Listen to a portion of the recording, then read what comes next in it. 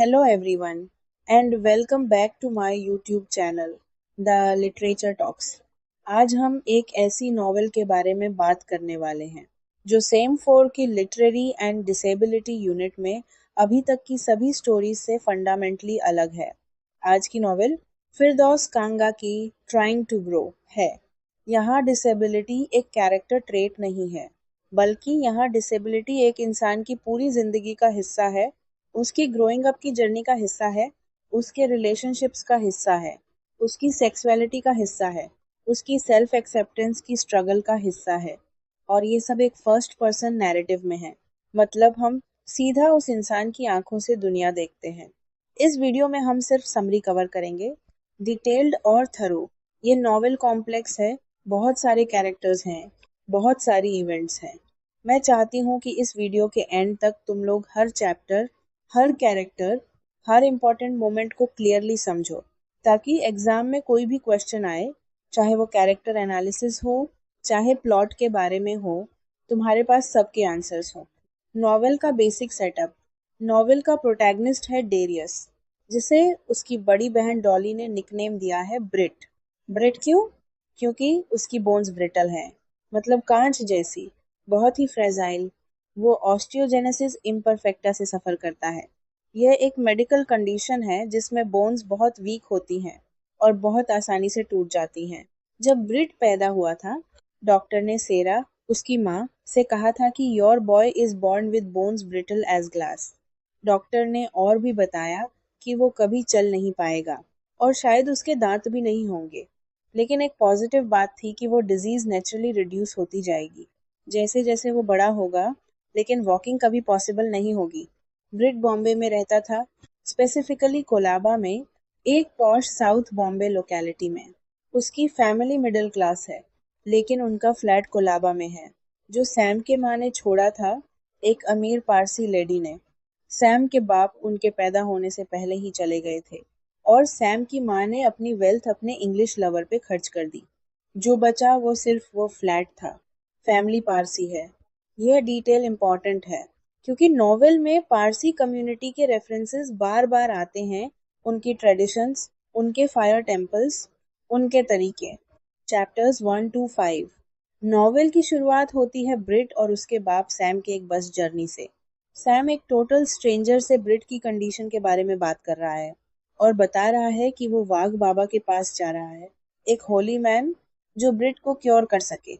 ब्रिट यह सुन के टेरिफाइड है।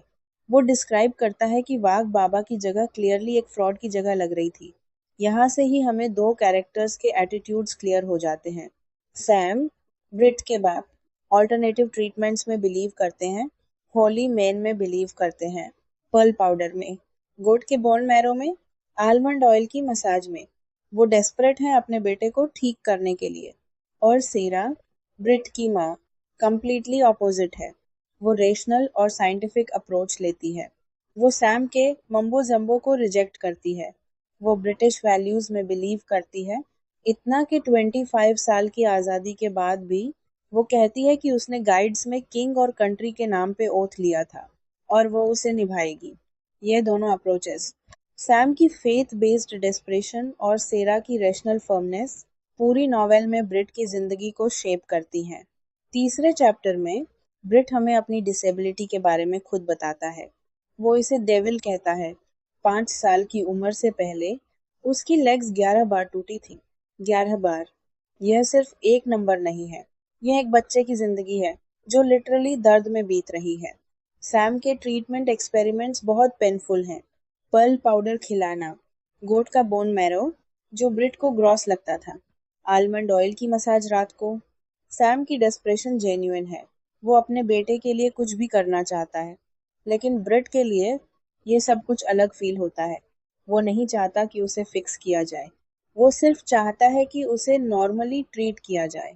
फोर्थ चैप्टर में एक इम्पॉर्टेंट मोमेंट आता है। ब्रिट ओपनली एडमिट करता है कि डिसेबल्ड लोगों को देख के उसे खुद डर लगता है।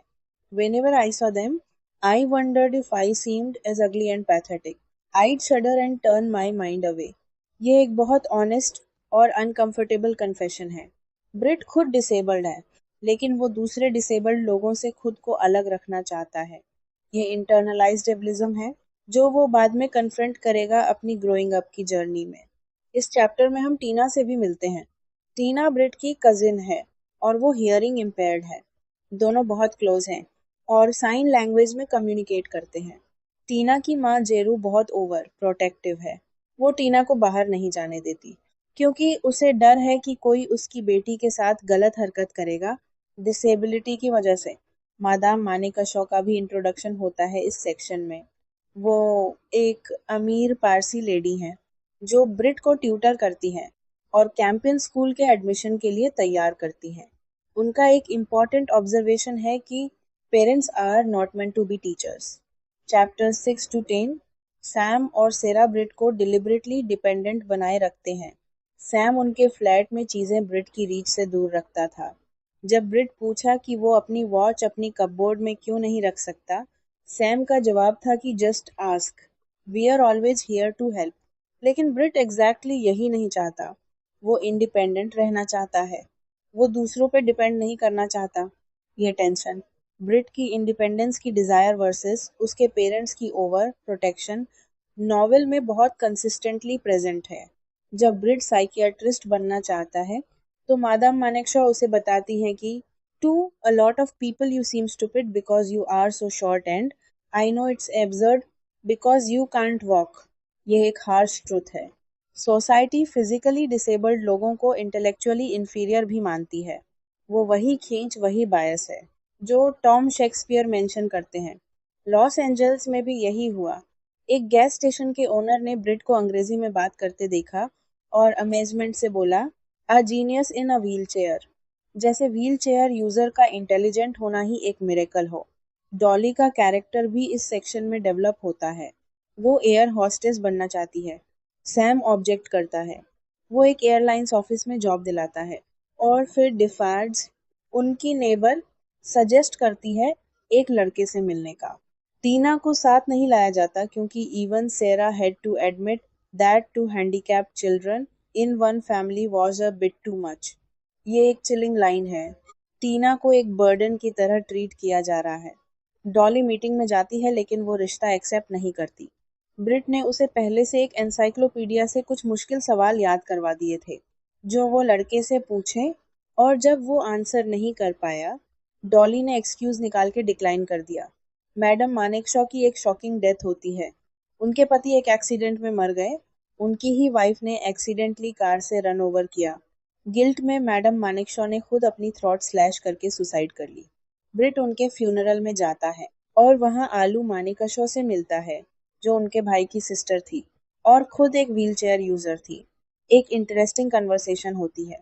आलू कहती है कि ब्रिट के लिए डिसेबिलिटी के साथ जीना ज़्यादा आसान होगा क्योंकि वो जन्म से इसके साथ जीता आ रहा है। वो सिर्फ 6 महीने पहले व्हीलचेयर पे आई और उसके लिए एडजस्टमेंट बहुत मुश्किल है। सैम इस वक्त एक इम्पॉर्टेंट बात करता है। वो कहता है कि वो और सेरा हमेशा नहीं रहेंगे। ब्रिट को अपने पाँव पे खड़ा होना होगा। सेरा डिसमिस करती है ये आइडिया। वो कहती है कि ब्रिट कैसे compete करेगा बाहर की दुनिया के साथ। और दोनों ये भी डिस्कस करते हैं कि ब्रिट के लिए गर्लफ्रेंड या शादी आउट है। सैम थोड़ा ज़्यादा ओपन माइंडेड है। वो नहीं चाहता कि ब्रिट ये बिलीव करे कि रोमांटिक लव उसके लिए इम्पॉसिबल है। लेकिन सेरा फर्म है, ये पॉसिबल नहीं है। 10th चैप्टर में ब्रिट अपनी सेक्सुअलिटी एक्सप्लोर करना शुरू करता है। वो टीना और रूबी दोनों से अट्रैक्टेड फील करता है, लेकिन वो टीना को गर्लफ्रेंड नहीं बनाना चाहता क्योंकि वो अ डेफ गर्लफ्रेंड नहीं चाहता। रूबी के साथ कुछ होता है, लेकिन वो रोक लेता है खुद को। रूबी एक बार ब्रिट से कहती है कि वो ऑफुली अगली है और सिर्फ इस वजह से उसे टच करने दिया क्योंकि वो उसे लंबे वक्त से जानती है और उसकी शक्ल भूल सकती है। यह एक डेवास्टेटिंगली क्रूअल थिंग है कहना, लेकिन ब्रिट अब्सॉर्ब करता है ये क्योंकि उसे ऑलरेडी ऐसे कमेंट्स सहने की आदत है। टीना का एक बॉयफ्रेंड बन जाता है, रोहित, जो बोर्डिंग हाउस में उसके खिड़की के सामने रहता है। ब्रिट और रूबी टीना की रोमांस में सपोर्ट करते हैं क्योंकि उनका मानना है कि इफ शी लूजेस रोहित शी'll probably never find anyone else. You know how it is for handicapped people. यह भी एक सिग्निफिकेंट लाइन है। डिसेबल्ड लोगों के ऑप्शंस लिमिटेड हैं। यह असम्पशन खुद ब्रिट भी कैरी करता है। चैप्टर्स 11 to 15 दूसरे पार्ट की शुरुआत टीना के घर से भागने की खबर से होती है। जेरू भागती हुई ब्रिट के घर आती है। एल्डर्स को रोहित के बारे में पता नहीं था। ब्रिट और रूबी उसे बताते हैं। सब मिलके सर्च करते हैं। फॉकलैंड रोड तक पहुंचते हैं। Red light area. टीना नहीं मिलती। और फिर जेरू लिटरली ब्रेकडाउन में आती है। वो कहती है कि वो टीना को ढूंढना नहीं चाहती। वो उसकी नहीं है। वो कुछ नहीं है। यह एक माँ का अपनी बेटी से कंप्लीट डिटैचमेंट है। दर्द में नहीं, डिनायल में। वो बाद में मंत्रस में रिफ्यूज लेती है और टीना के बारे में बात करना बंद कर देती है। 11th चैप्टर में साइरस की एंट्री होता है, डिफार्स के कजिन का बेटा। और साइरस की एंट्री ब्रिट की जिंदगी का एक मेजर टर्निंग पॉइंट है। जब साइरस पहली बार ब्रिट के घर आता है, ब्रिट तुरंत अपनी चेयर घुमा लेता है ताकि साइरस उसकी लेग्स न देख सके। डिफाज मीडियोक्रली कहती है कि Brit is short for his brittle bones, poor handicapped boy. लेकिन साइरस का ब्रिट के साथ बिहेवियर बिल्कुल अलग है। वो उसे पिटी नहीं करता, वो उसे नॉर्मली ट्रीट करता है। और यही चीज ब्रिट को साइरस की तरफ खींचती है। साइरस एक रात ब्रिट को बाहर ले जाता है, मिडनाइट के बाद। सैम अनकंफर्टेबल है, लेकिन साइरस ले जाता है। पहली बार ब्रिट ने इतनी फ्री, एडवेंचरस रात बाहर स्पेंड की। सी वेव्स के पास जाते हैं, जहां ब्रिट को नॉर्मली नहीं जाने दिया जाता। वो बात करते हैं, लाफ करते हैं। यह एक लिबरेटिंग एक्सपीरियंस है ब्रिट के लिए।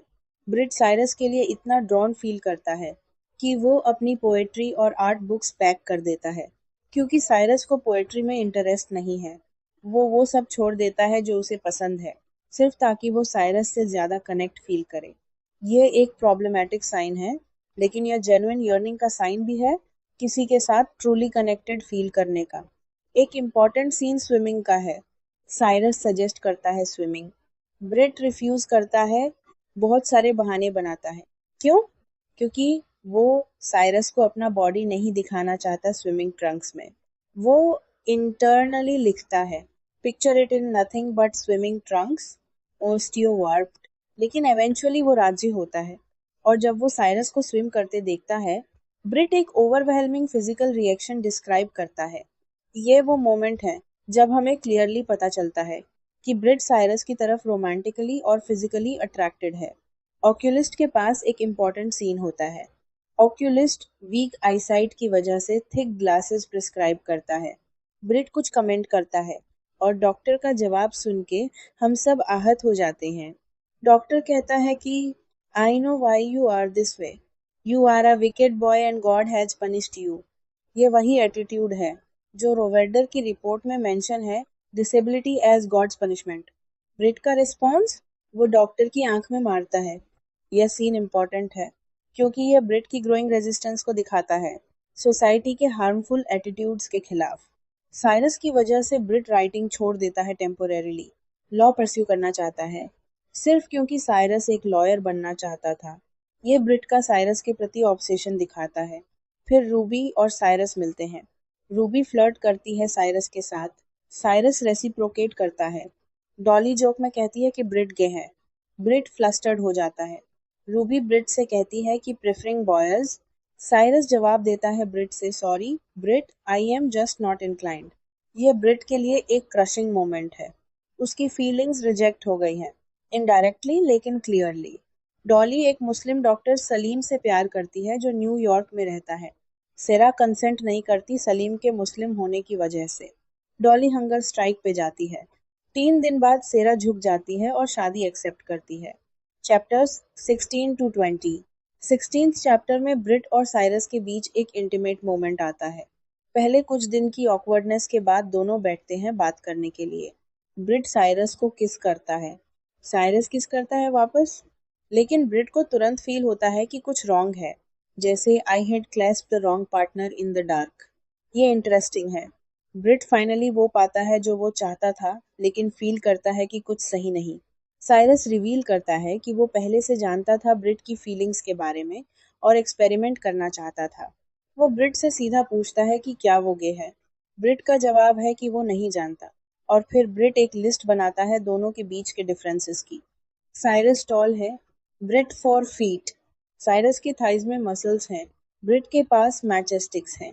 साइरस की आवाज़ हॉट चॉकलेट जैसी है, गर्ल्स साइरस को लव करती हैं, ब्रिट को देख के शडर करती हैं। यहाँ साइरस का एक इम्पॉर्टेंट रिस्पॉन्स है, स्टॉप लुकिंग लाइक ऑस्टियो ब्रिट। वो ब्रिट के सेल्फ पिटी को कॉल आउट करता है। यह एक इम्पॉर्टेंट मोमेंट है।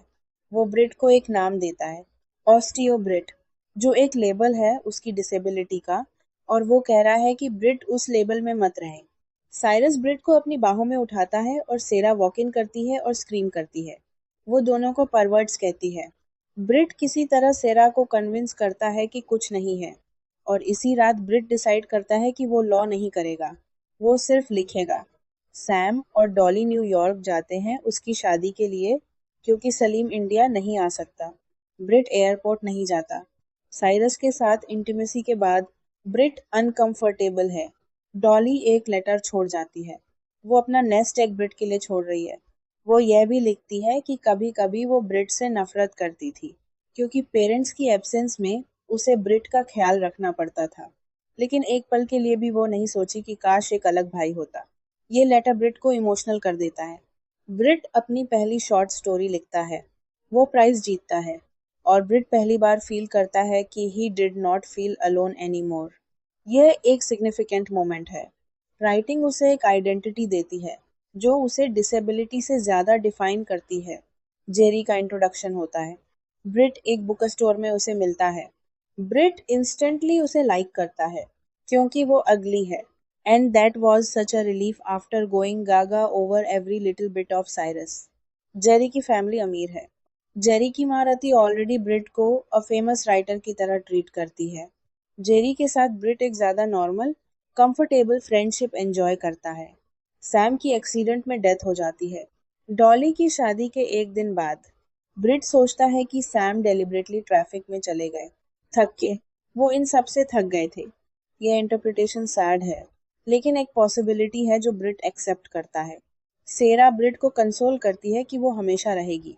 एमी का इंट्रोडक्शन होता है साइरस की गर्लफ्रेंड की तरह। ब्रिट पहली बार एमी से कैब में मिलता है साइरस के साथ, जब वो हैंगिंग गार्डन्स जाते हैं ब्रिट का बर्थडे सेलिब्रेट करने।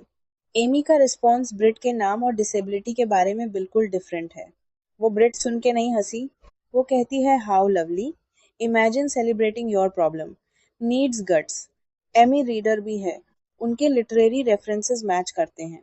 ब्रिट तुरंत फील करता है एक कनेक्शन, लेकिन साइरस पूरी रात एमी के साथ एंगेज्ड है, और ब्रिट नेग्लेक्टेड फील करता है। और अगली सुबह सैम की डेथ की खबर आती है। Chapters 21 to 25। एमी और ब्रिट अकेले द फ्रेंच लेफ्टिनेंट्स वुमन देखने जाते हैं। इंटरवल में लाइट्स ऑन होती हैं, और लोग ब्रिट को स्टेयर करते हैं। एक छोटा बच्चा अपने बाप से पूछता है कि पापा, why is this uncle so small. Brit react करता है, आर्गुमेंट होता है। एमी इमीडिएटली जंप इन करती है और ब्रिट को डिफेंड करती है, लाउडली, रूडली, इफेक्टिवली।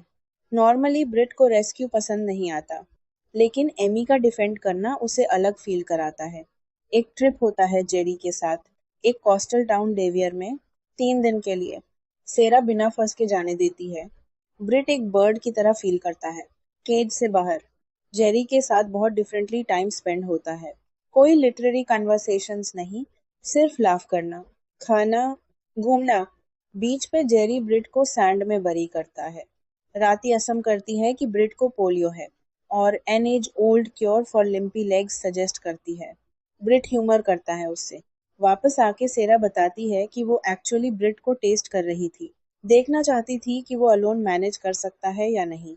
एमी की एक पार्टी में एक बाथरूम सीन होता है, जो नॉवेल का एक पिवटल मोमेंट है। ब्रिट बाथरूम में है, और एमी आके हेल्प ऑफर करती है। वहाँ दोनों अपनी फीलिंग्स कन्फेस करते हैं। एमी कहती है कि वो ब्रिट को पहली नज़र से प्यार करती है। ब्रिट कंफ्यूज्ड है कि एमी उसकी बॉडी से प्यार कैसे कर सकती है। एमी फिर ब्रिट की लैप पे बैठती है। साइरस चेक करने आता है, और दोनों को इस पोजीशन में देखता है। सेरा पागल हो जाती है जब ब्रिट एमी के साथ रिलेशनशिप का बताता है। वो कहती है कि कोई ब्रिट से शादी नहीं करेगा, और अल्टीमेटली एमी भी हर्ट होगी। ब्रिट का जवाब हार्ट टचिंग है, let me love Amy, maybe it isn't fair asking you to go on supporting me, but I want to live like everyone else, feel the things they do. Sarah emotional हो जाती है। और राजी हो जाती है। Amy और ब्रिट बीच पे वॉक करते हैं, जहाँ साइरस और रूबी भी मिल जाते हैं। साइरस रिवील करता है कि वो जानता था कि एमी और ब्रिट में केमिस्ट्री थी और उसने डेलिबरेटली दोनों को अकेले वक्त स्पेंड करने दिया, एक टेस्ट की तरह। उसके जाने के बाद एमी ब्रिट को किस करती है पब्लिक में। सीन बन जाता है। लोग कमेंट्स करते हैं कि something is wrong with her inside, that's why she has to marry this cripple, she can't find anyone else. Amy tears में आ जाती है, लेकिन ब्रिट उसे पैसिफाई करता है क्योंकि ये उसके लिए नया नहीं है। एमी ब्रिट के घर आती है रात के वक्त। ब्रिट डर रहा है कि एमी उसकी लेग्स देखेगी और रिपल्स्ड हो जाएगी। वो लाइट्स ऑफ करना चाहता है। एमी नहीं मानती। वो समझती है क्यों ब्रिट यह कह रहा है। वो ब्रिट को कंफर्टेबल फील कराती है और फर्स्ट बार नेचुरल मूनलाइट में दोनों साथ होते हैं। ये ब्रिट के लिए प्रोफाउंड मोमेंट है क्योंकि किसी ने फर्स्ट बार उसकी बॉडी को बिना जजमेंट के एक्सेप्ट किया है। फिर जेरू एक गंगाजल बॉटल लेके आती है और घर में छिड़काव शुरू करती है प्यूरिफाई करने के लिए। सैरा उसे रोकने की कोशिश में स्टूल पे चढ़ती है, बैलेंस खोती है और गिर जाती है। ब्रिट अपनी माँ को अपनी आंखों के सामने मरते देखता है। यह डेवेस्टेटिंगली सडन है। नॉवेल में एक के बाद एक लॉस है। पहले सैम, अब सेरा। एक महीने बाद ब्रिट की फर्स्ट नॉवेल पब्लिश होती है। वो एमी के साथ सेलिब्रेट करने जाता है। साइरस दिल्ली शिफ्ट हो रहा है एक जॉब के लिए। ब्रिट उसे रोकना चाहता है, लेकिन साइरस का डिसीजन पक्का है। रूबी आती है, दोनों केक बेक करते हैं, अच्छा टाइम स्पेंड करते हैं। एमी आती है। ब्रिट एमी को कहता है, no Amy, I've got to be alone. I have to be osteobrit and not mind. Amy चली जाती है और फिर नॉवेल का लास्ट सीन। ब्रिट रियलाइज करता है कि वो एमी के बिना क्यों रहे। वो उसके पीछे दौड़ता है।